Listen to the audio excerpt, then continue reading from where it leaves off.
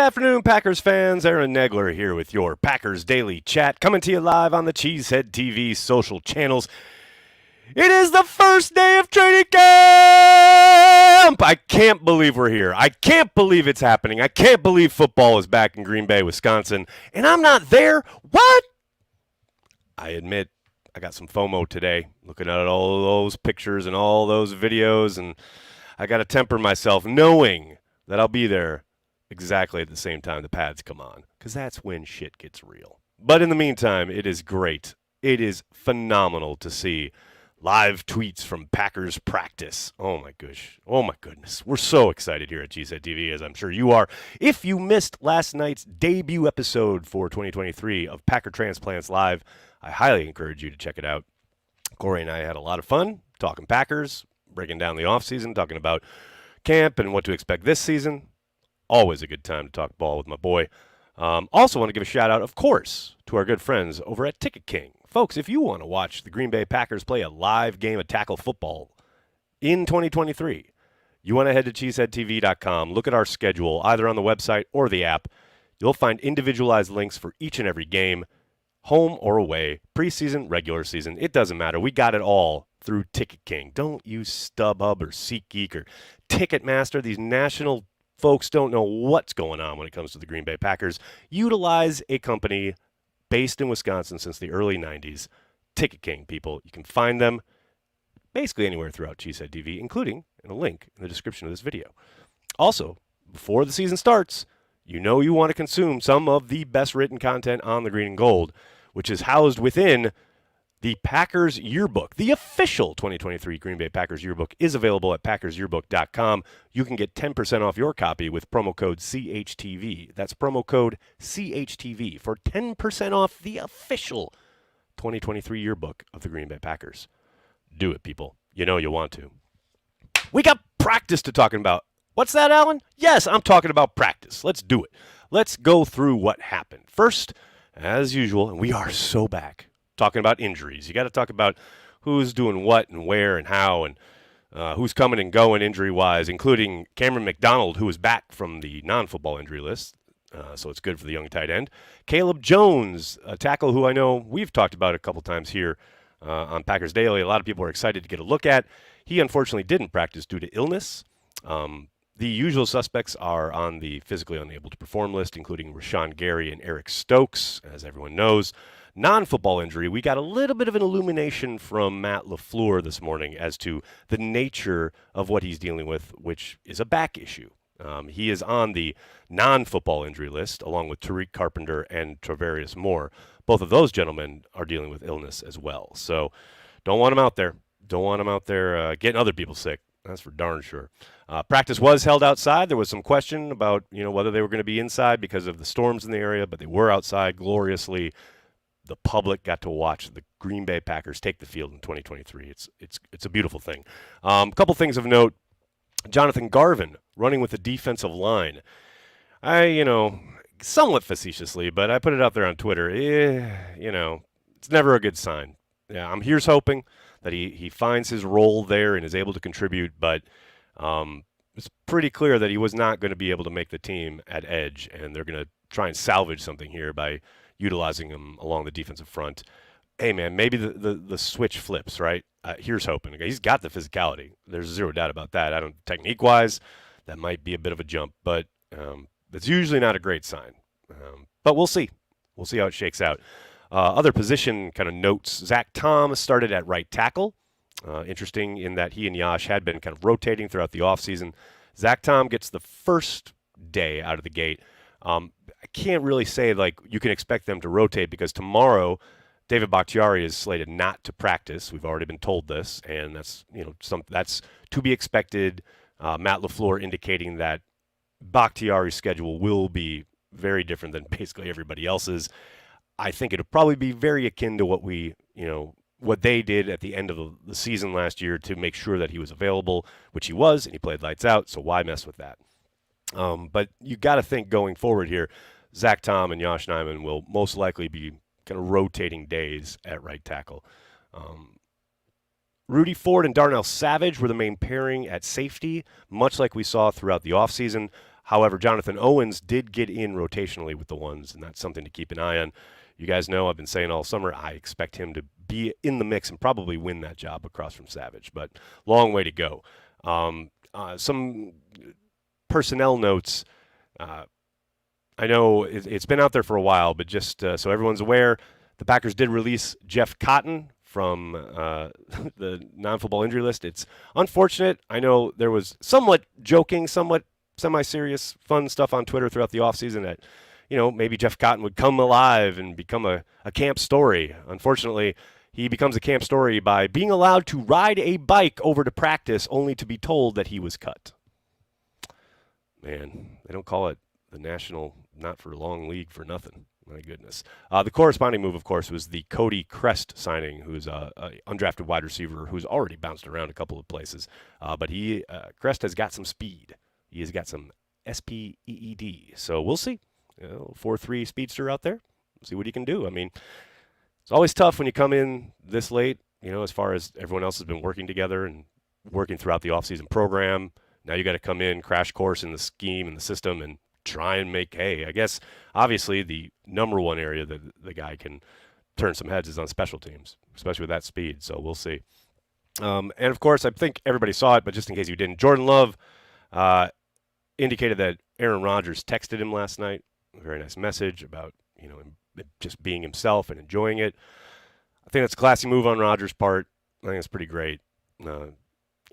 He's always been in Jordan's corner, and it was great to see basically an extension of that. And speaking of Jordan Love, a few underthrows into the wind today. I know Twitter, especially some rival Twitter accounts, were having fun with that. But, hey, it's the first day, and that's part of it. You got to get used to those receivers and their speed and knowing how much you got to put into it if you are dealing with the wind, which he was today. But he also had a number of nice throws, namely to Romeo Doubs. Expect that to continue throughout not only camp but preseason and into the regular season. And Musgrave showed the highs and the lows from what I can gather as far as his ability to get deep and use that speed and get behind guys. Saw that on display, but also saw how much work is going to be necessary in line. Getting beat several times in blocking situations, notably Preston Smith basically treating him like he was non-existent. So those are the things. And, of course, you don't really get into a lot of that work until the pads come on. But it is notable, and it is something I think people are going to be watching for. And then finally, the rookie kicker, Anders Carlson, went 5 for 6 on field goals. His only miss was wide left from 44. And I love the fact that at the end of practice, all the offensive players had to do push-ups because they lost the third down period to the defense. That's right. Let's engender a little competition here. I'm all about it. The other thing I'm all about is your comments. What's up, everybody? Good to see everybody in the comments section. So many fine folks checking in already. How we doing, people? What do we got here? We got Dennis here. What's up, Dennis? How are you? Camille is here. What's up, Camille? If you guys missed it, I'll be doing a brand new podcast every week with Camille Davis right here on Cheesehead TV each and every week during the regular season. We'll probably kick things off just prior to week 1, but I'm really excited. Carry the G and MKE. It's the name of it. Be on the lookout for it. It's going to be a ton of fun. And Camille knows her stuff. She is a baller, as the kids like to say. What else we got here, folks? Spencer. Thanks for the super chat, bud. Is Mahomes' family ready for their seats in December? That is an excellent callback, sir, given the seats that Jordan Love's mother was given at Arrowhead. Look, I don't think the Packers would ever do it. They do have, the practice around the league is opposing players are given tickets, and they usually are nosebleeds. But I suspect the Packers won't go that far. But I remember back in the day, Tom Crabtree allowed us, Cheesehead TV, to use a couple of his because he wasn't using them here in New York. And a couple of my friends ended up with a view at it might have still been Meadowlands at that point, but so high up that not only could they look down and see the game, but they could turn their heads and see Manhattan, the skyline, because that's how high up they were. So yeah, that's pretty traditional. Now we'll see. We'll see where the Mahomes family ends up. Thomas Odom, what's up, man? What's up, Nags? First time making a live feed in a while. Laid up in bed after my ACL surgery. I'll be ready for the Bears come week 1, though. Go Pack, go. Thomas, speedy recovery, man. Go Pack, go. Spencer, thanks again, buddy. Would the Packers even allow quarterback access? Well, it's something that could be negotiated, I'm sure. I would highly doubt they'd be in favor of it. But I do think, if Jordan and his representatives were strident about it and really wanted to do it, I think the Packers would probably allow it. Given that you saw this first season, I mean, it really kind of shows these guys as humans and really puts most of the league in a good light. I mean, it's essentially a promo for the league, which is fine. So, yeah, I don't think the Packers would buck too much if Jordan really wanted, and his people really wanted him to do it. But, hey, long way to go. Long way to go there. What else we got, folks?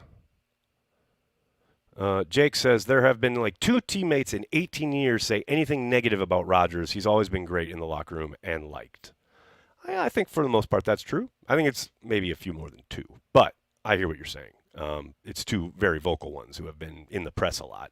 But yeah, most guys would run through a wall for him. I think at the end of his tenure in Green Bay, it's not crazy that a lot of the young guys were ready to play with Jordan.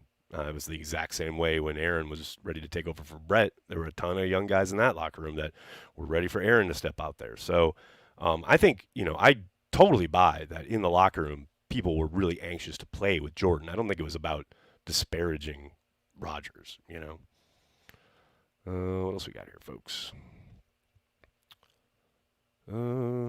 What do you really want to see / should we look out for of Love in camp? I mean, Nick, it's a tough one to quantify, right? Like, you just want to be able to kind of see him operating the offense, knowing where to go with the football, which it sounds like he did today. Just had a couple bad throws, right? But yeah, efficiency on offense. You definitely want to see some improvement in the red zone from what happened today. I believe he was 0 for 3 in the red zone work. But yeah, just improvement every day and try and develop a little bit. And like I said, efficiency more than anything else. Because look, this is a lab, period, right? They are working on stuff. They are in the lab. Stuff will blow up, stuff will break, and that's part of the plan. That's part of the process, right? But yeah, you definitely don't want to see repeated mistakes. And we'll see throughout the entirety, basically, of August. Both in the camp practices and the preseason games, because he'll play. Just continued mastery of the offense, knowing where to go with the football, staying out of bad plays, being able to recognize things pre-snap, being able to get them into good looks at the line of scrimmage, all these things that they're going to take time. That's not stuff that you just flip a switch, and it's not like Madden where, just, left controller, okay, now I've set everything, and, hot route, it's a lot more complicated than that on his end. So those are the things that just the only way he gets better in that regard is getting reps more each and every day. That's what I'll be looking for anyway. Joe, thanks for the super chat. I think Chris Slayton is an overlooked guy. He had some good moments in 2022 preseason. He did more to deserve a spot on the roster than Jonathan Ford. Very much agree with that last sentiment, Joe. I think it's telling that Brian brought him up unprompted in his presser yesterday. And as you say, Slayton played very well last summer, and I was surprised that he didn't make the final 53. Very glad they kept him around on the practice squad. And yeah, if he can make some hay, he'll, especially now that, look, there are going to be reps available. Given now that Dean Lowry's not there, Jerron Reed's not there is going to be opportunity. And if he can grab it, he should be part of that rotation, I would think. If he continues to play the way he was last year, that's not a given either, right? This is what's so frustrating about this kind of non-padded start to practice. It's like, and I understand why it has to happen. I totally get it. But it's like you can't start to get these answers until, like, the pads come on, But, yeah, he's got a golden opportunity, given how well he played last summer. If he can continue that and build on that, he should have a good chance of cracking that rotation. No doubt about it. Spencer again, what's up, man? Thanks for the super chat. Motel Men cover of What Is Love with the playoffs. I don't know about that. I expect you're thinking of the 90s dance track, which I want to burn myself alive when I hear. But if it's What Is Love by Howard Jones, funnily enough, Ben and I covered that when we were kids. True story. No one wants to hear that. Bob, what's up, man? Thanks for the super chat. Curveball question here. All right, I'm ready. But any idea who creates the music playlist for training camp practices? Back in the day, a couple years ago, it was DJ Josh, who was just a member. Josh is his name. He's a guy on staff. But I don't know if it's the same anymore. I know they opened with Pearl Jam today, which is they've not been opening with it, but they've been playing that song at freaking practice for a decade. But yeah, I don't know if he still does it. I know a number of years ago, pre-pandemic, I remember Jair Alexander going over there and messing with him and demanding he play some of his music. So I don't remember Josh's last name, but yeah, there was or I believe is a member of staff who does it. John, what's up, man? Thanks for the super chat. John's hot take: Walker will be a top 10 linebacker this year. There you go, baby. There's some optimism. Look, it's all there for Quay Walker. Zero doubt about it. I mean, he's got the athleticism. He's got the upside. The sky's the limit. He knows the scheme now. He was playing fast at the end of the year. We'll cue the joke. Maybe a little too fast at times. But, yeah, he was playing like he knew the system and knew where to go and wasn't kind of surprised by anything. If he can kind of start there this season, I think, man, he could really be a force on this defense. Long way to go, but the possibility is exciting, no doubt about it. Logan, hot take: Packers win the next 10 Super Bowls. Sir, I'll drink to that.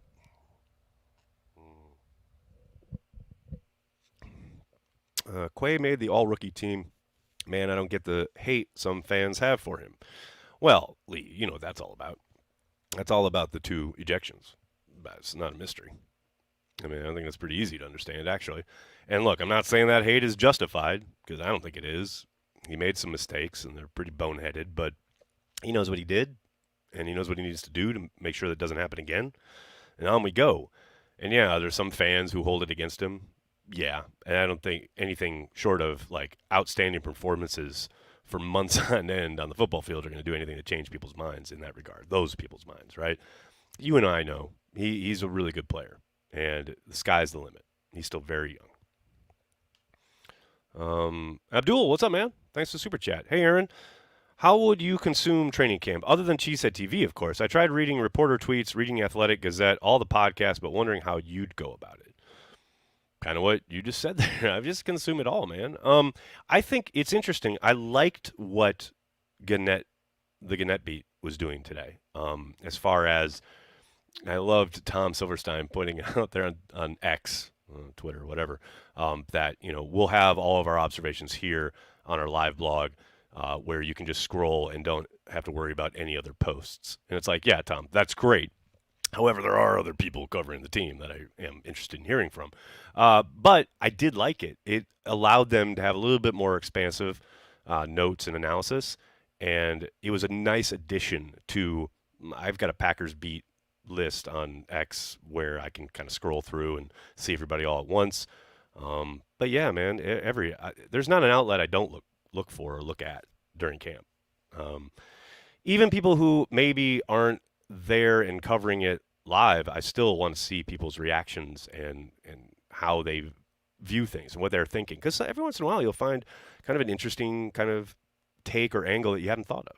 So, I mean, yeah, ultimately I'm on Twitter, X, whatever, like everybody else, with my curated lists. But I did, like I said, I liked what Gannett did today. I'll definitely be utilizing that throughout camp because it's a nice kind of way to, those are really good reporters who know this team like the back of their hand, and they're giving you really up close instant analysis, but not in a kind of short clip like you get on Twitter, and more of a expansive look at what they're talking about. I really liked it. John, did I just snort? I did. I'd rather watch Ahmad Carroll highlights than call it X. That's outstanding. That's what it's called, right? So I don't know. Yeah, I'll call it Twitter. I'll call it X, whatever. I keep thinking of that scene from Coming to America. His mama called him Clay. I'm gonna call him Clay. That's just what he was. That's mama called it Twitter. I'm gonna call it Twitter. I don't know. But I want to call it by the correct thing. I don't know, dude. Patrice, how are you? She asks, does anyone think that Joe Barry is going to be on the hot seat this year and next year? Well, it'll be hard to be on the hot seat next year if he gets on the hot seat this year and gets dismissed. And that is entirely possible. Look, I'm rooting for Joe. I am rooting for Joe Barry. I want him to do well. But there is zero doubt that he is under probably more pressure than just about anybody in that building. He knows it. And he knows the expectations are high. He's got to deliver this year. Absolutely has to. And I think probably last year, there are definitely some things that they did well, and there are certainly some things that fans probably have glommed onto that aren't really his fault. But they got to play better, and they got to play more. They got to play better more consistently. It's great when you have like a 4-game stretch at the end of the year where, oh, look, we've turned it around. Like, great. You had all offseason and camp and preseason to get ready for the start of the season. That's when we want you guys to arrive and be consistent, not in December, right? So, yeah, does anyone think he's on the hot seat? I think everybody thinks he's on the hot seat, including himself. Zero doubt. Spencer, thanks again, buddy. Any incoming shows with any of these young Packers? Nah, not at the moment. Especially not now. They're all hard at work. But hey, man, I'll be in Green Bay next week, and who knows what relationships may form. Kidding. Jake, what's up, man? Thanks for the super chat. Nags, as a Cyclone fan, I can't wait to see Johnson. He's a steal. He can cover and hit and going to be a versatile weapon with 3 years as a corner. Anthony Johnson Jr., yeah, Jake, I really like his potential. He's got to ball out on teams. You know this. He's got to make hay on special teams. Hopefully he gets a chance to show what he can do, maybe in the rotation with the twos or the ones. But more than anything, number one priority for him is to make waves on special teams. Brandy, Barry's seat is a barbecue grill. Fair enough. Abdul, thanks again, bud. Last year when things went wrong, 12 got more of the blame. If things don't go well this year, who will take the fans' blame more, Love or Matt LaFleur? Oh, I think LaFleur will take the brunt of it, but obviously it depends on how Jordan's playing. If Jordan's playing bad, then he'll get a lot. And, it's the old adage.